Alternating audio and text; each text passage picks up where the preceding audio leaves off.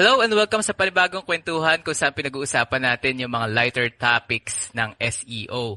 And this time meron tayong special guest na makakausap, no? Ito ay Special. Yeah, special to kasi para sa akin. Well, siya yung tinuturing ko na parang pinaka first mentor. Nung nag-start ako sa SEO, no, back then that was I think 2013. He was my I think team lead that time or manager. And dito ako na-start na build yung career ko din sa SEO, dito sa company na to. Ikaw, Nice. alam ko, connected ka rin sa kanya, kaya Oo. maybe you Isa have... yan sa mga isa yan sa mga pinaka tinitingala ko sa workplace. Yan. Whenever I have questions, yan siya yung takbuhan talaga ng. And mataas din yung niya, tawag dito yung tingin sa kanya lahat ng tao dahil siya lang siguro magpapaalala sa sarili niya. Tingin na alam pa. Siya paalala. Sir Jake Morales. From Canva. Yeah. Welcome, Hi, sir. hello. Welcome, sir. Yeah. Jello, Gab, thank you for having me. So, Gab, dahil din disclose mo lang din naman. So, yeah, I worked with Gab in the previous company. Like in around that time, 2013, I was supervisor and he was a junior SEO. Yeah. And then fast forward to now, Jello and I both work under our current employer. Diba? It's a small world talaga, no? It's a small world. So, my current, SEO Cup, my role currently is the SEO team lead of the Philippines SEO team. I handle and mentor and guide and drive impact for multiple SEO specialties. So that's keyword research, copywriting, and technical SEO. So, malalaman naman natin sa mga like some my history later. Napagdaanan ko tong mga specialties na to before being here. But, thank you again for having me here. Welcome, sir. Yan. We're glad Welcome, na sir. naka-join ka sa amin. Oo. Okay, so para masimulan natin to, sir, paano ba nag-start yung career mo dito sa SEO industry? Yeah. So, syempre, alam naman natin na parang SEO is just something you encounter mo na lang siya in your professional life. Kasi, I'm not sure, nung panahon ko kasi, I'm pretty sure may tinuturong marketing sa college or like sa academe, but SEO tinuturo siya sa natutunan mo na lang siya professionally or you attend trainings or highly specialized training. So, yes, okay mag-start ako sa part na, hey, I don't know SEO yet. So, before SEO, immediately before ako mag-SEO, I was a copywriter. So, and then before being a copywriter, I was a call center agent. So, call center agent ako 2009 to 2011, 2010, ganyan. And then what I know I have as a skill is writing content. So, kahit anong content pa yan, yung like college pa, nagsusulat na ako, high school, ganyan. So, at least I know I have above average skills with copywriting or writing content in general. So, nag-call center ako and then after that, nag-copywriting ako. And then, yung pinagtatrabuhan ko nung time na yon, nagsara siya and I was out of a job and I didn't know what to do next. And then, saktong-sakto, like 1 week after, I have a long-time friend and she invited me to apply at this company. And then sabi ko, ano ginagawa doon? It's this thing called SEO. And that's when I first heard about the term SEO. So, ayun. So, apparently, yung pinasukan ko na SEO agency was, kaka-start pa lang din dito sa Philippines noon, like may office sa Makati. So, kaka-start pa lang nila as an SEO company and then yung nature ng work niya ay white label SEO. And ang pinakauna kong work doon was link builder. Yun. So, link acquisition. So, imagine yung 2010, 2011, ayun yung time when sa SEO, ang link building strategy is to leave comments sa mga blog posts. Forum posting. Forum posting. Ganun ka old school. So, pinanabot ako SEO. And I was a pioneer. I was one of the pioneers of that company. I think I was their 6th employee ever. Okay. So, we were working for US clients. But, yun. I did link building like that for a year and a half. And then, ganun ka old school, like directory submissions, the sort. And then after that, that's when I really got into SEO talaga. Ano yung importance niya? Kasi syempre, 2010, yun talaga yung proliferation ng digital marketing as the time na yun. Lalo na in a market like the US. And then from link building, I was transferred into another department. Okay. Kaya yun naman yung on-page SEO.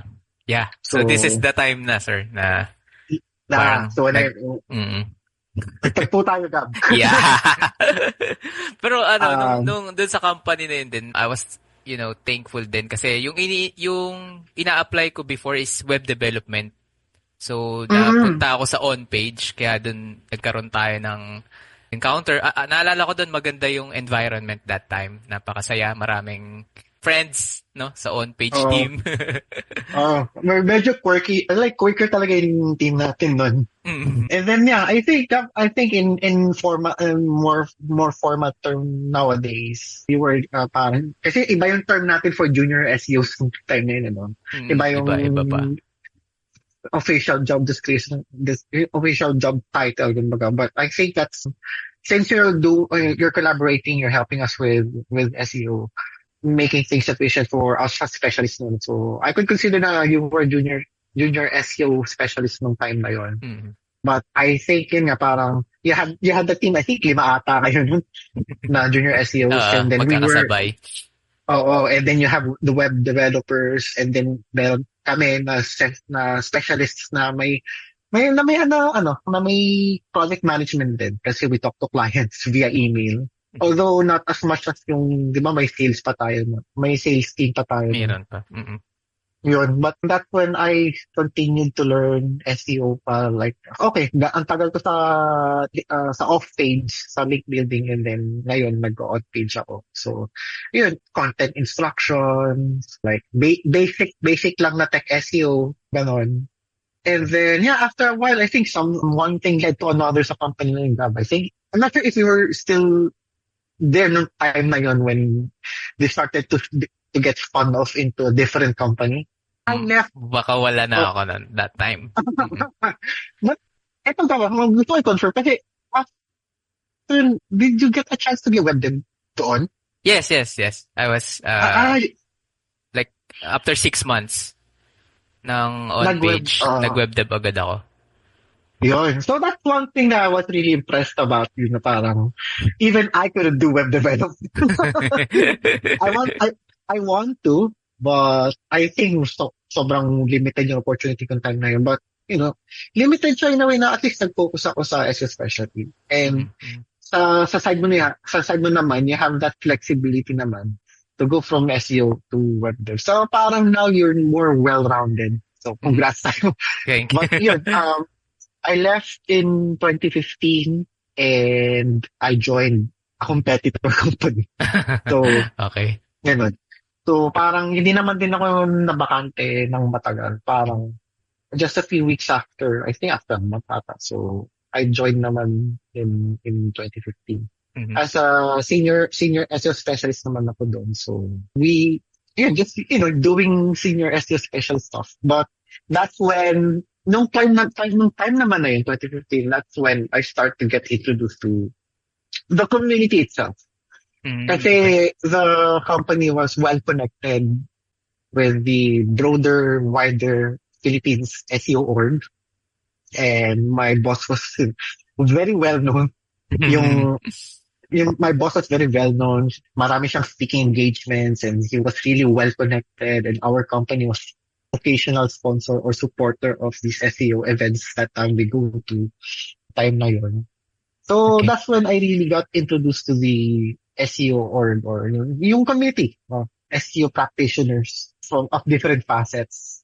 So I got introduced them to a lot of the big names in the SEO community noon. And some of the people I met there, eventually I worked with them. So, ganun. And then, so I stayed there for 4 months. 4 years. 4 years. So 2015 to 2019. And then, ayun. So that's when, so yung background ko nun up to that point was SEO agency set. So, clients, you produce reports, you're an all-around person, and then after I concluded my employment there, so that's when my current employer Ah, recruited me. Yun. eto nga sir, doon ako curious sa ano eh, paano ka napunta dito sa pinag-workan mo ngayon, which is yung Canva? Yeah. So usually pag sinabi mo Canva, the first thing that comes to mind is it's a design platform. But behind that also is a large marketing force. You know? So I think the oversimplification was I was invited to apply. So, Mhm. ayun. So I was still part of my my employer before that, and then I was invited to apply Canva, and then that's when. But before that, gumagamit talaga ako ng Canva nung time na yun. Mm, Like before ko nalaman na may office pala sila rito sa Philippines. Philippines. Mhm. Tapos sa Makati pa pala. So, Lapit lang. ayun. Yeah, lapit lang. So I went through the application process, and then I was being screened for a different role within SEO.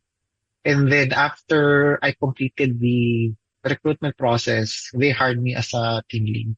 No. So, paano nag-start yung Canva career ko naman? So, among many other things, ito yung first in-house work ko. Kasi, yun nga, my previous two companies. So, yung first company ko where we both worked, so I was there for 5 years. 5 years ako nandun. So, agency setup. And then, another 4 years nung lumipat ako dun sa another SEO agency. So collectively, that's 9 years of SEO agency setup na Experience. type. Yeah, diba? Yeah. Sobrang And, daming experience ni Sir Jake. Mm. but at the same time, Solid. so marami man ako experience. Ito yung first time ko working for an in-house. So kumbaga, parang ang client ko ay Canva lang. Kumbaga, parang ganun, right? So, and then I was hired as a lead, so so there were already SEOs in there when I started. And then I was working with like yung SEO management, kumbaga. So it was a bit of an adjustment pa din. Kasi may mga nuances kasi sa SEO agencies. Iba sa mga nuances when you work in an in-house team. So there was some form of adjustment din involved. So parang syempre you're even though SEO metrics are universal, I think there are additional metrics na kailangan din i-improve through SEO. So it's not just about the rankings and the traffic, but there are like other things within that funnel, other metrics within that funnel na kailangan din mapalago through SEO. So that's what I work on. But yun nga, parang no longer do I need to make client reports, but it's really more of like, I guess, more involved type of work. Since, of course, I'm working for a well-known brand, so I could not afford to mess up. And I also had a team island. So, Okay. and then after that, parang there was a time din na parang hindi naman in-adjust din nila yung role ko. So from a team lead, naging senior specialist din ako. Still in Canva, but I had to focus on very specific parts of the domain. Mhm. I had to focus on the templates marketplace. Mhm. And then I was focused on that for a while. And then dumating yung pandemic. And then after that, there was a bit of I guess kailangang ma-optimize din yung team. So I was made team lead again. So I'm now looking after research, content, and technical SEO. Oh, So, and Yes. a bit of a side fun fact din. So I've been to the Sydney office twice. So okay. Mm. Yung So- sa Canva Main. din. Main. Okay. Main. oo. Australian Actually, so company nga pala to, no? Yeah. So actually, 3 times na pala. So, na pala ito. So, first napunta ko was around 2019, then the year I was hired. So, a few months after, I was able to given a chance to visit the main office in Sydney. And then, fun fact, yung second visit ko, so I went there, met with the team, our collaborators there, met with people from other teams. bumalik ako dito the day before the very first ECQ. First That month, was, I think March, yung, April. March. Mm. March. Mm. I think Mm. ECQ was on Sunday. I arrived Saturday. So, pagbalik ko Okay. pagbalik ko dito sa Manila, hindi ko na nakita yung Nag-time office. travel. Oo. Buti ka Ah. mo kasi yung kunyari kung Sunday ka na nakabalik, edi ang higpit na, 'di ba? So Oo. buti na lang I would ka mo.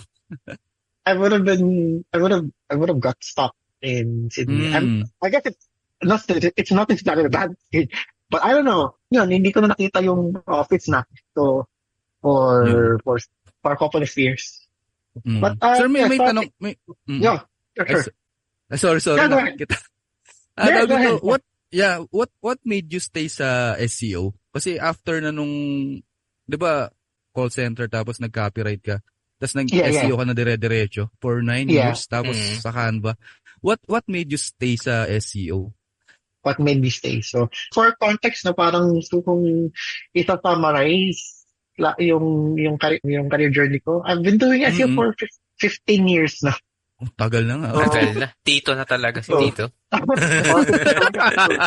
2010 and then 2025. So, I want really stay. So, first, I think it just grew on me.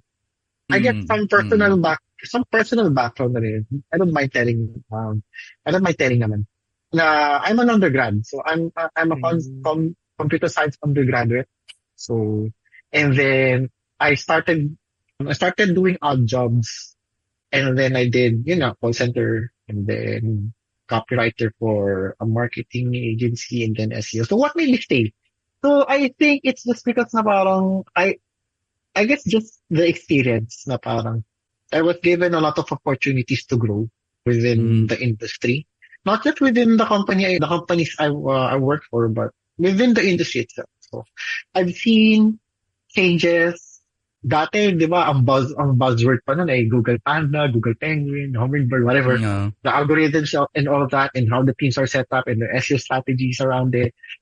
And then yung variety of work din. So, that was given to me. I'm thankful for the opportunities that were given to me. Na my experience then yung different specialties or facets. Yeah. Nice. Diverse from, talaga.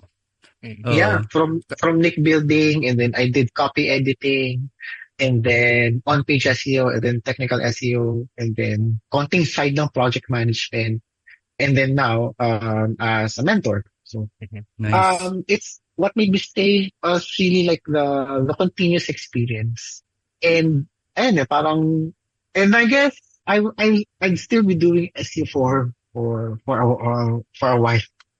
So. Mhm.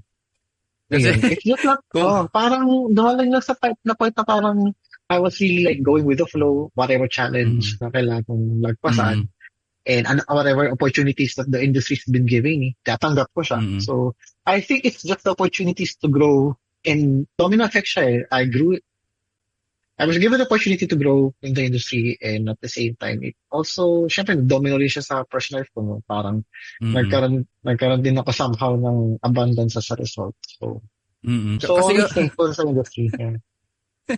kasi kung kami tatanungin ni Sir Gab, Oo, ikaw, Hindi, joke. Jello. Bakit ka nagstay? Anong reason? Kala ko parehas tayo. Pera. Oh, hindi pera sa akin. To be fair, Jen, that's yung sinabi ko, yung sagot ko, that's my fancy way of saying, oo, pera nga. But Sir of Gab, course, wag parang, ka na Ha? Sa akin, magpaligay. hindi naman pera. Yun. Pangalawa lang yun.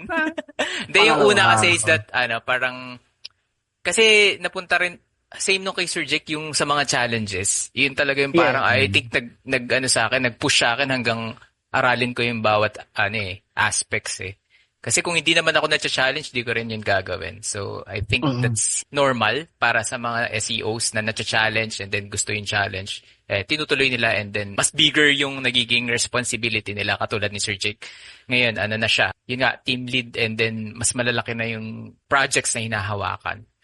So, ayun. Which comes to our topic. ngayon, which is Yeah. strategies for leading an in-house SEO team. Ayan. Para dun sa mga nakikinig sa atin, lalo na dun sa mga gustong magtayo ng agency nila or parang yung mga na-hire na SEO manager, ganun, or team lead. Ito, mga perfect lead, sa inyo to mga magiging questions and answers ni Sir Jake. So, unang question natin, sir, is that ano yung biggest difference ng pagiging individual SEO contributor versus sa pagiging team lead? Ayan. Yeah. So, speaking of opportunities, no, I was given the opportunity to experience both.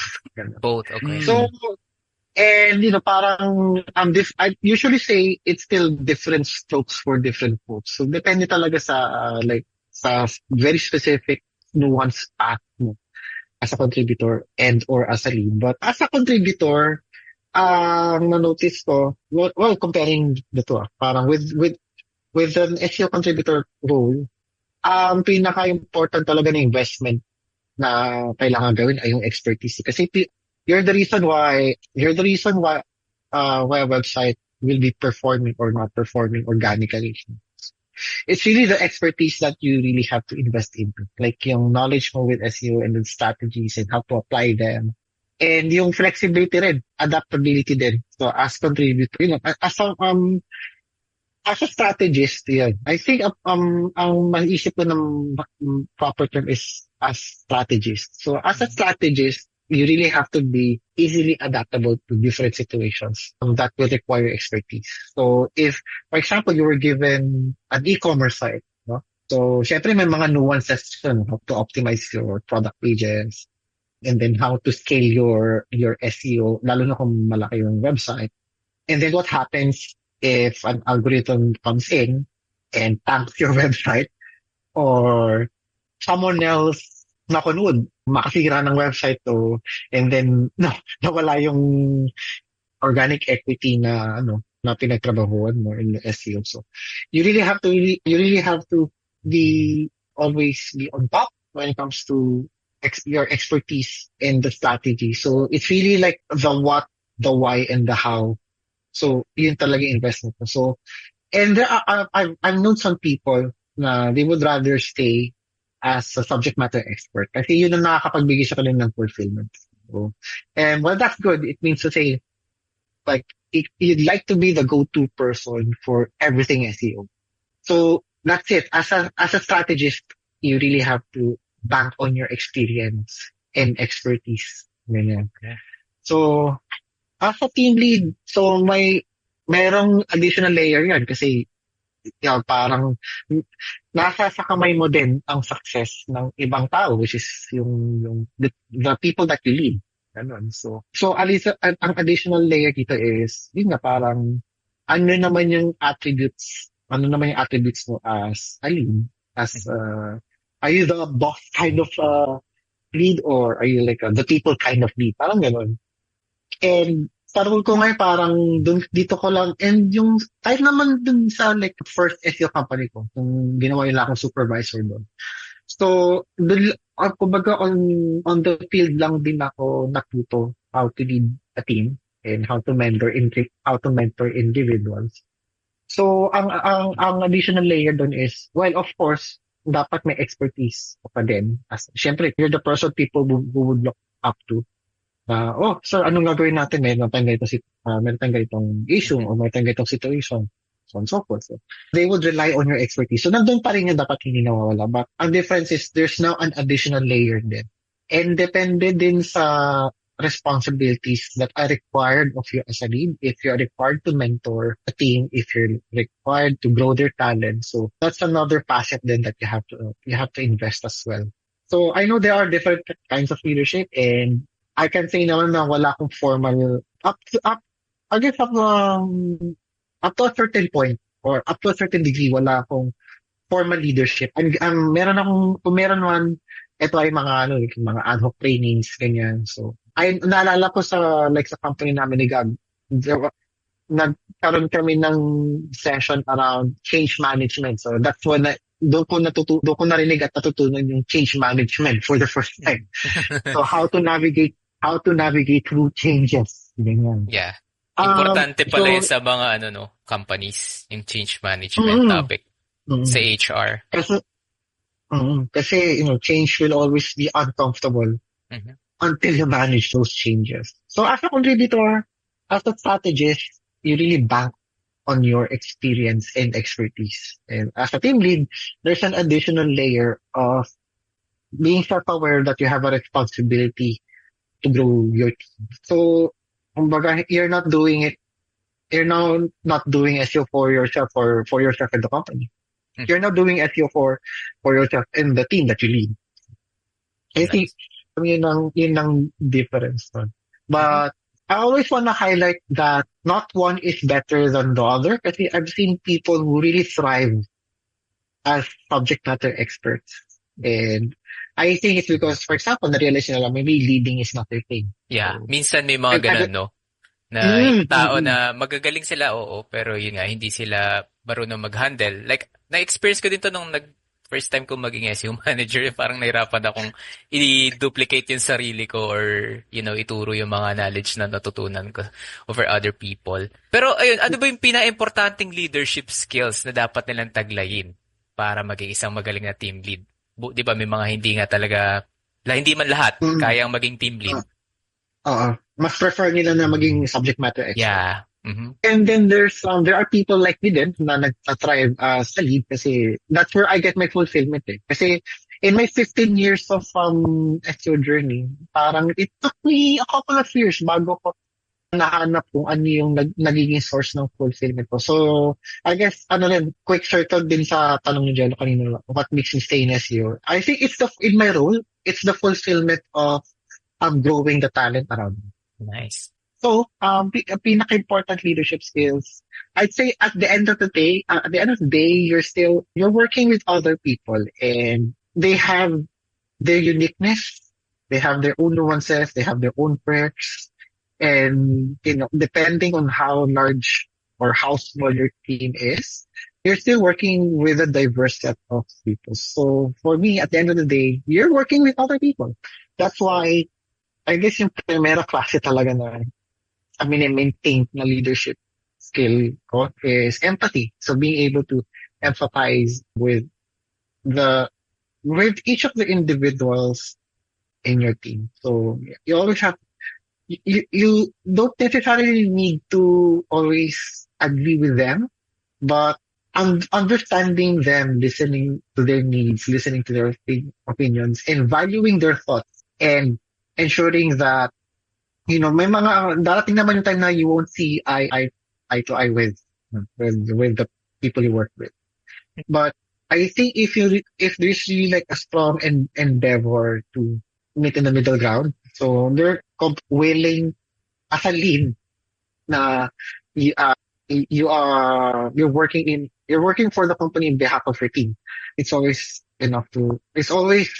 important then to go to a common ground and understanding what they need. So empathetic leadership.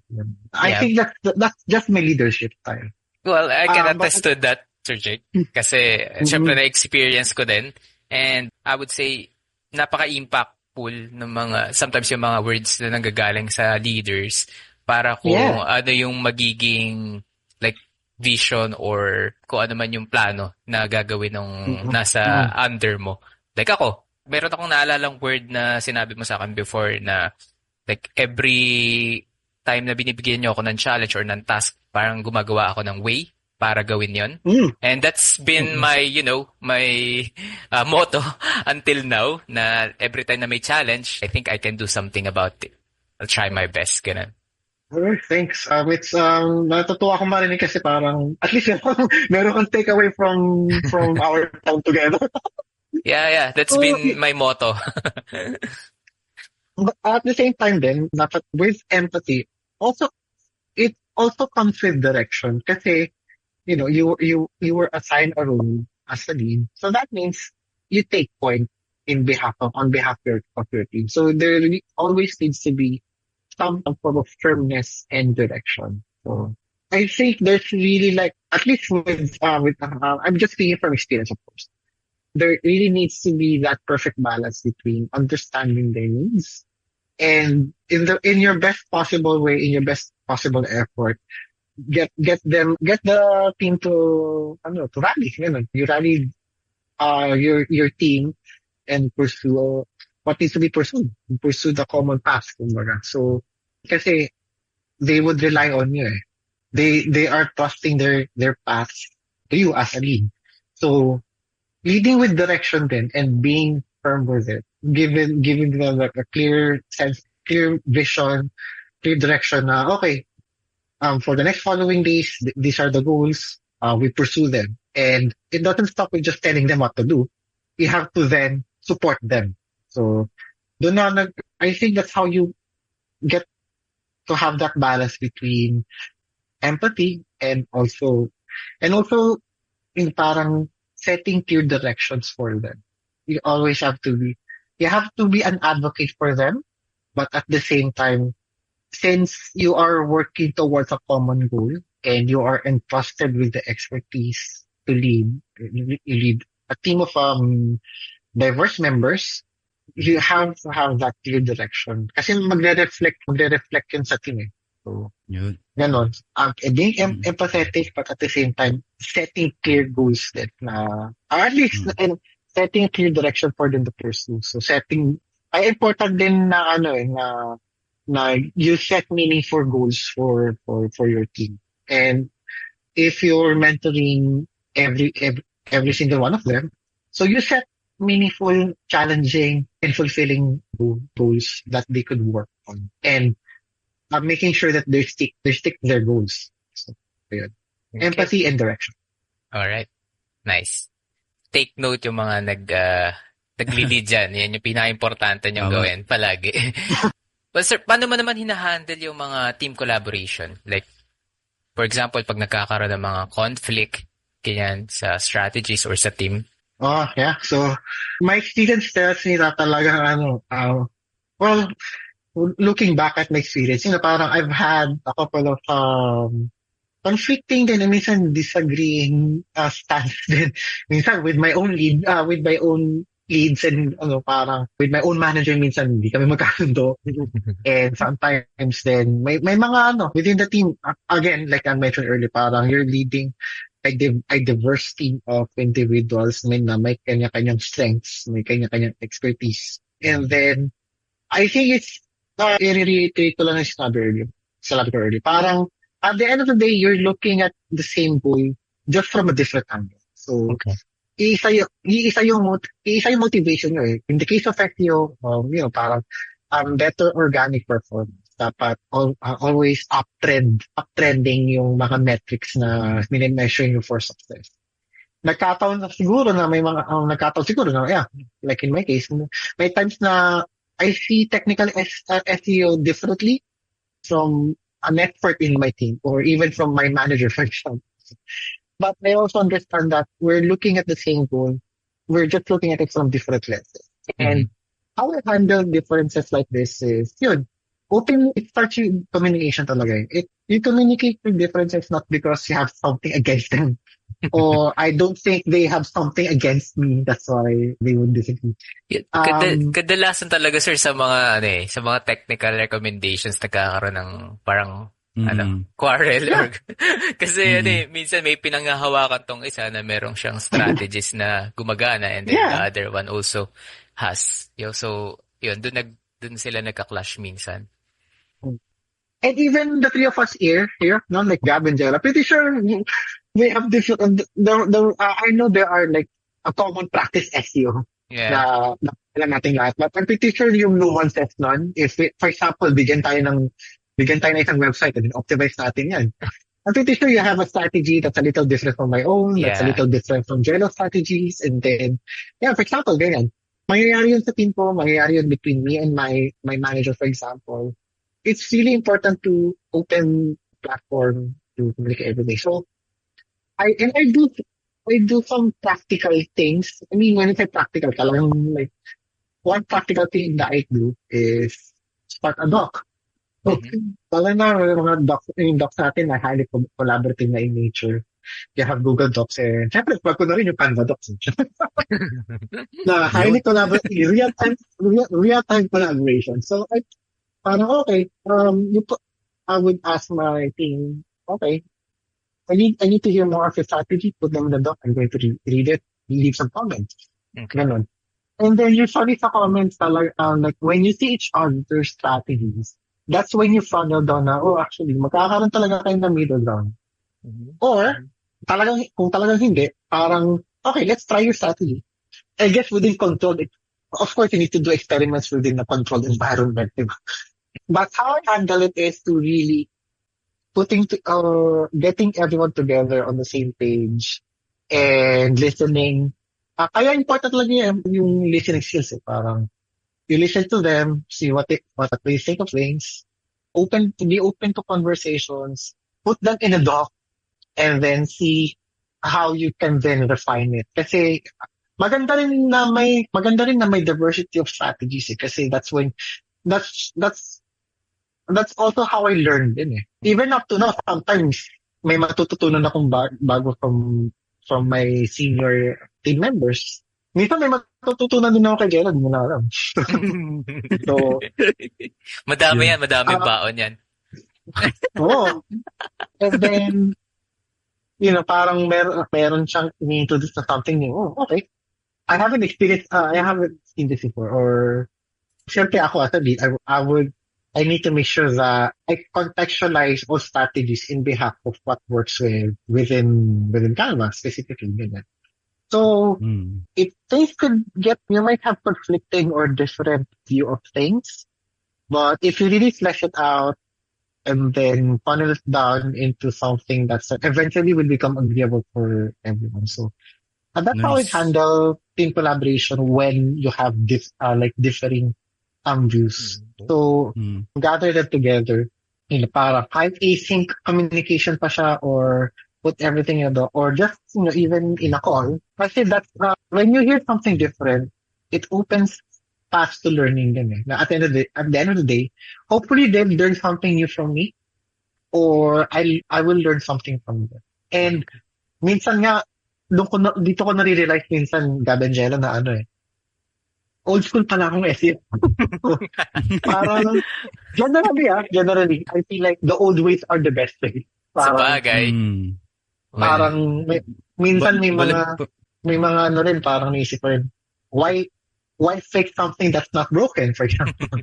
But at the same Ngayon time, pa, sir, marami ng AI strategies, no? Kumbaga, parang, yeah, Mm. dito papasok talaga yung, yung expertise na, lalo na yung mga OGs. Kasi sila Yeah. tested na yung mga, nila, na Mm. experience. And, yeah, Yun. exactly that. No, parang, I'm getting something novel and something different. Okay, mhm, so okay. it might seem uncomfortable to apply this new strategies at first, but that's what SEO is known for, di ba? Parang what works now may not work tomorrow. And Yeah, lalo totoo. na parang now we have the proliferation naman of AI, and nakikita naman natin sa mga recent publications na somehow nagbabago na rin yung search landscape and the way how people look for information, how people search for information. So I've heard, and I think there's studies they're starting to use ChatGPT more than Google. Although the last time I checked out, Google is still the lion's share of the search market. But parang it's just a matter of time to be, Yeah.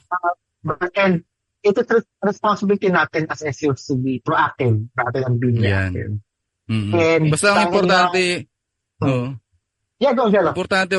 importante lang siguro wag sila mag-unfriend, no? Pagka di sila nagkasundo sa strategies. Oo. So, Di ba? yeah, Open so, communication. communication lang. So, Yeah. that's why to put all stakeholders into a common ground, listen to each one of them, and also give yourself the opportunity to be listened.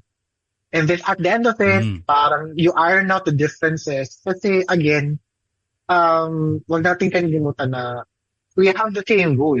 We just have a different way of getting to that goal.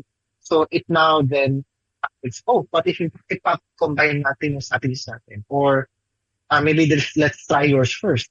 It's not because you're expecting them to fail, but it's because you have this genuine curiosity to see na, what they're introducing pala ay something that really works. Maybe I should adopt it. Or maybe the old ways are the best ways. You know? But then it's really ironing the differences. And important din, specifically for my role now, because I have three different specialties. And for the most part, wala namang conflicting strategies kasi highly specialized naman sila like for research and then for copywriting and then for technical SEO. And I rely on their expertise. But like before, yung mga agency setup na parang you're a team of senior tech SEOs. I think doon talaga nagkakaroon ng minsan different Ideas. approaches. Yeah. But now that I'm in a position to lead, and something like conflicting strategies or different opinions happen, ayun, ang hot tip pa sa mga nakikinig na current leads and aspiring leads is put everything in a doc and then comment on your findings. It works wonders. It works like a charm, at least for me. Nice. Yeah. Ito sir, you may not be hiring, no? Pero ito, with regards to hiring, ano yung hinahanap mong qualities? Kasi di ba sa Canva or sa big companies, I'm sure iba yung nag-hire. May preferred ka ba na qualities for SEO? This is also relevant for me kasi I also took on interview roles na okay. Kumbaga, nung time na nag-hire kami, parang I was part of naging hiring manager ako for that role. So parang ako yung mag-hire or minsan ako yung mag-hire in behalf of SEO, like a different SEO group, SEO squad within our group. Sa mga interviews yun, syempre, since SEO is a highly specialized skill, definitely I'm looking for expertise. Okay. And lagi ko rin syempre parang titingnan ko rin in the course of the hiring process, for example. It's really, parang, and this might be an unpopular opinion. Again, I'm speaking in behalf of myself, okay? It's really, parang, I guess important yung culture fit, kung tawagin. But I'm just mostly concerned, ano yung magiging synergy nitong potential candidate within my team. So they've got to have that synergy. And then again, parang iba naman talaga yung team dynamics. But yun ang hinahanap ko. But apart from all these things, kasi minor lang naman siya, the main things that I'm looking for whenever I put into that hiring manager role is the expertise and the proactiveness, and the ownership. So, kasi lalo na with large, reputable, global companies, parang regardless of what your role is, mararamdaman talaga yung impact natin. So, if you're an SME, a junior team member, or a supervisor, whichever, if I'm working for especially recognizable global recognizable company, large enterprises and companies, you really have to have that sense of ownership. And that's what I'm looking for as a quality. So the ownership that if you're given a set of responsibilities, deliverables, tasks, you really have to own it as if na parang meron kang stake of ownership sa success ng company where you work in. And then the proactiveness, I appreciate people who are proactive, who has got that initiative, na you just don't wait for that person to do something that's just because it told them so. But it's maybe more because meron silang willingness. And consistency. Mm-hmm. So expertise, consistency, proactiveness, and ownership. So these are what I would say top qualities. Okay, sir. Let's say, magbi-build ka, let's say, ng isang team mo. Ano yung expertise na sa tingin mo kailangan nandun? This is a little biased kasi for the most part, naging career path ko, but technical. Okay. Importante talaga no? Yeah. Technical and content. Okay. Kasi with research, that's something din na pwede mong i-bake in as a tech SEO or as a copywriter. Magbibuild ako ng team. But of course, I'm also emphasizing that research is very important because I think that's the foundation then to which you will build your career and path on it. So, a superstar team ko talaga would be, for example, I would be building my own like bespoke or boutique digital marketing agency, mga ganyan. So, una maghanap ako ng salesman. Yeah, yan pinaka-importante. Yeah, Ang hirap kasi so- kumuha ng clients, diba? Yo, You- tagatawag. I mean, you can really be good at what you do, but if no one's buying it, or you're not putting yourself out there, Mhm. and Mm. I don't know stuff about sales. I'm skillful in a lot of things. Sales is not one of them. Yeah, I'll be iba-iba looking yun for- eh. Mhm. Yeah, so I'll be looking for a salesman. I'll be looking for a web dev, like a both back end and front end. Kasi important naman siya to kung ano naman yung advice ng tech SEO for the website, syempre. Madali na siyang gawin if you have someone na may distinct experience and expertise Mhm. when it comes to, para manipulating code, making pages live, functionalities, doing CRO, so on and so forth, yun. And then, kung all around SEO man yung teams mo, kung hindi siya quartered by specialties, parang all around SEO yun nga, parang a great researcher, not only for keywords, but also for like opportunities, lalo na, again, AI is there. Yeah. So how can you make your website have that kind of leverage and visibility for AI platforms? overview. Parang, Yep. yeah. And also with prompts, no? So a good researcher and then a good copywriter, copy editor. Again, I'm old school, so I still put a premium on content. So Yeah. I'm not, and then technical, so I'm just making sure that your website is discoverable in the first place. And Okay. a web designer, yeah, that would be good. Siyempre, parang Mm. yung yung UX, yung magaling sa UX. UX. Ganun. Yeah. And then, a salesman to drive the business. I-hire mo kami, sir, ni Sir Gab. No doubt. So, meron na akong web dev. Yeah. Meron na akong web dev saka someone highly specialized with novel SEO concepts and trends than like AI. So, I think yun ang strike ko, Jello. So, you have, Dancer, sir. actually, I will rely on you on that, and then I'll take care of you and Gab's goals. And of course, ganun pa rin. Another thing din is, syempre, acquiring links will, I'm not sure kung na-experience nyo rin yun sa mga like expecting interest nyo. Parang, they keep on discounting the importance of, the still importance of getting quality links. But that's really Ako. still important. Mm-hmm. Mhm. Yeah. And the thing though is, parang, I find that part for SEO na very challenging. Kasi there are a lot of strategies and there's a lot of ways. But hindi kasi siya straightforward eh. Okay, you just do this. Tomorrow, pagbalik mo sa office tomorrow morning, you have 15 new links. If you really want to build a very reputable, strong link profile, you really have to have the strategy and the expertise for it. So, although unfortunately, matagal na ako din nag-link build, so I think mas nasa department na Jello and Gab. But, Yeah. Jello. and maybe that's something I should review din.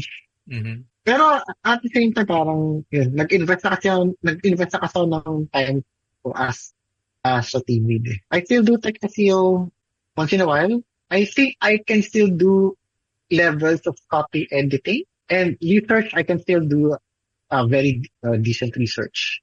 Yung link acquisition talaga, yun yung I think kailangan kong i-recall big time.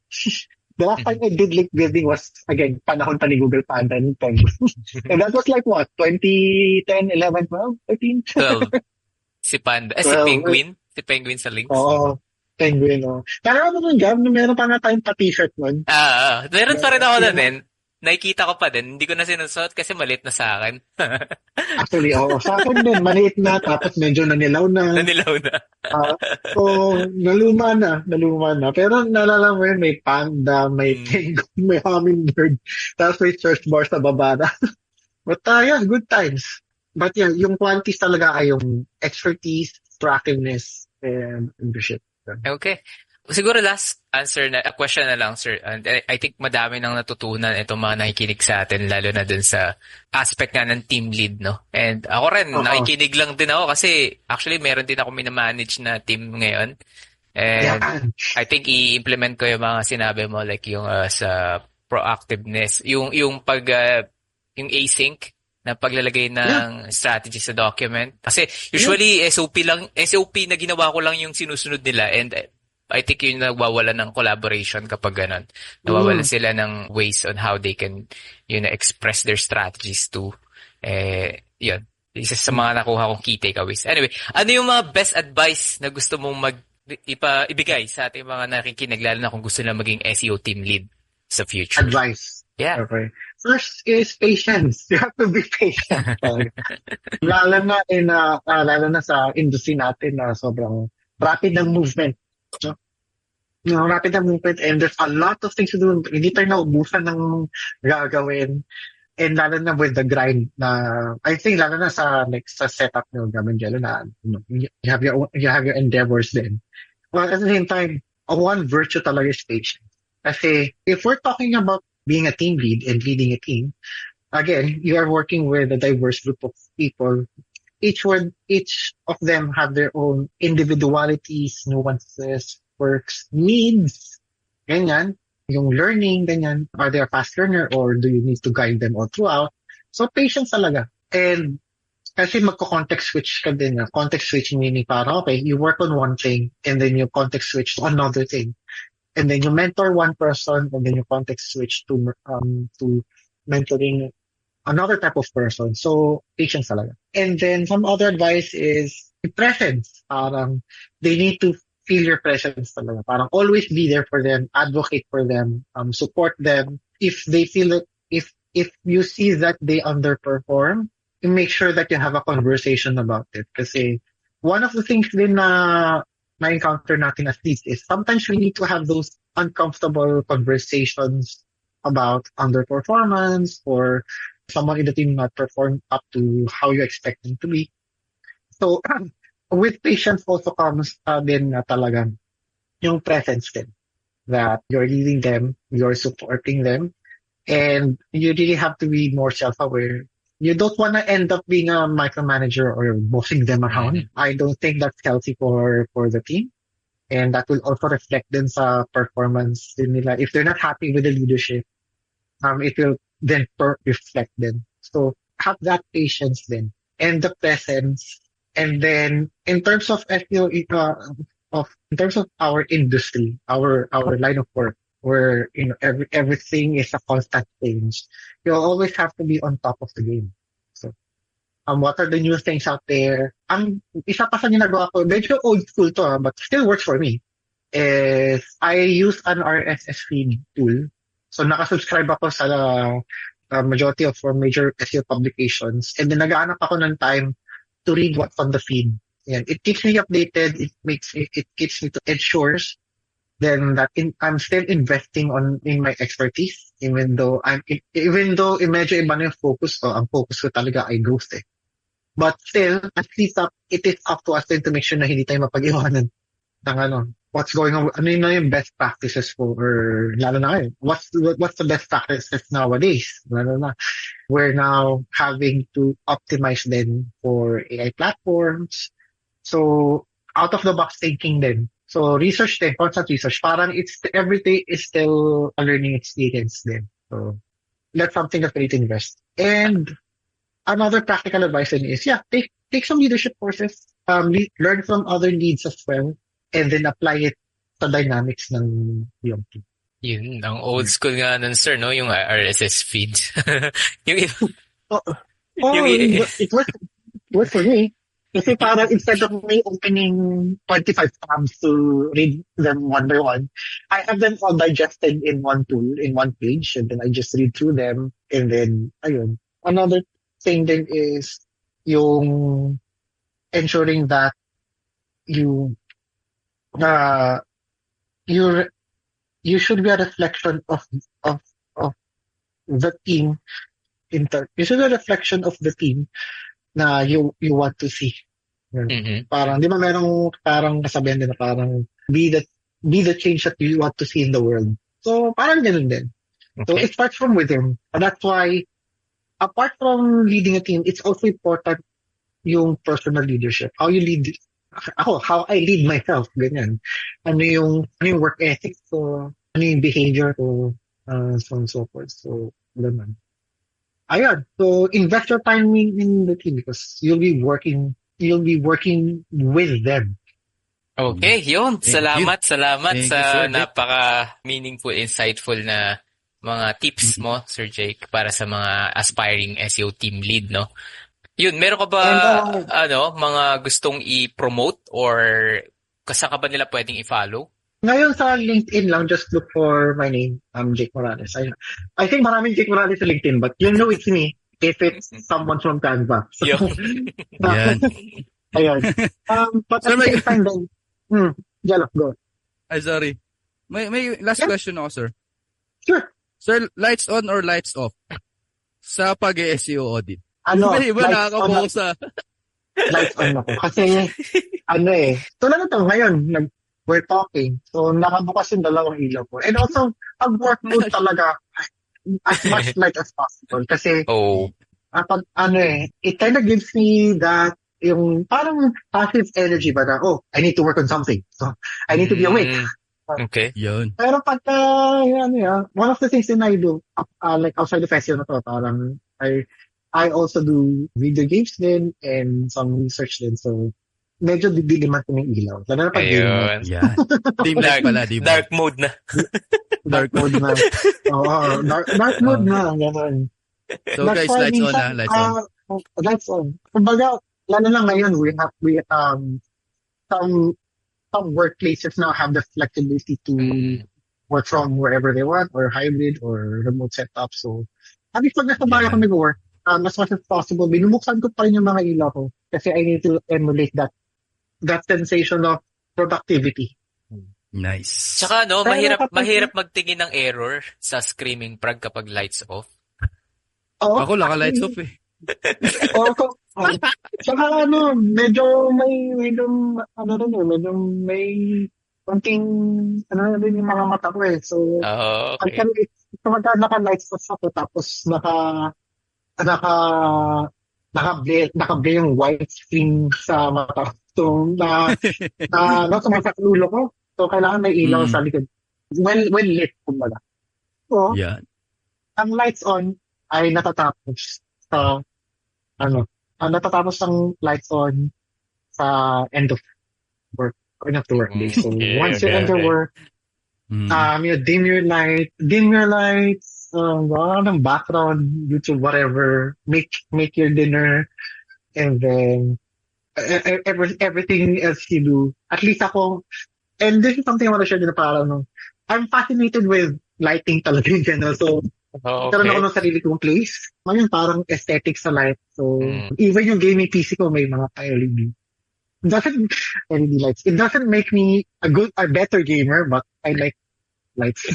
Pero, pag nanonood ako ng film or even on date nights, for example, dapat date light. Yung mga warm lights ba? So, Setting the mood. Pero pag natulog, para pag natulog ako, complete darkness talaga. Complete lights off. Pag tulog time. Alright. Okay. Yun. You go, Sir Gab. Baka may ipopromote ka. Ay, sorry, Sir Jake. Yeah, just wanna take the time then to thank both of you. For having me. Sir Jenna, parang minumove na. Dahil naging busy ako. And then, noong time na mag-record tayo, nag-brown out ako. But, butit na paglaanan natin ng time. So, I wanna thank you. And, I'm happy for the success that you're experiencing now. Lalo na, historically, for example, I worked with him like some years ago. And look at him now. And then, ikaw rin, Jel, I think na parang you really have, kumbaga, the future, you still have a big, bright future ahead of you. And I like your proactivity. I always admire your proactivity. So, speaking of qualities, no? You have that proactivity and ownership, whenever you onboard the team with, in parang, what are the things that we should know as SEO specialists? So, I've always, thank you. admired that for you. So, and I like that initiative. I like that, like proactiveness. Yun, So thank you, thank Sir you Jake. for both of you for Thank you, having Sir me. Jake. Thank you for Thank you. sharing your knowledge Pleasure, and expertise. And yun, follow us sa Facebook and sa YouTube. Mapapakinggan nyo lahat to sa Facebook, YouTube, and Spotify. Meron na rin kaming Apple, ang tawag doon? Apple Music. So, Oo. kasama na rin kami doon for, nandun na tayo, Big Sir time. Gab. So, ayun na yung list. So, yan. Sir Gab, may i-announce ka sa course or something? Wala naman. Follow niyo na lang kami sa mga social media namin. Sa page, mga bagong page. May kanya-kanya na kaming page sa, sa courses. Para, alam niyo yun. At lagi kayong aware sa mga nangyayari. Okay, so yan. Next time ulit. And shoutout sa SEO Tambayan. See you next time. Bye-bye. Bye-bye.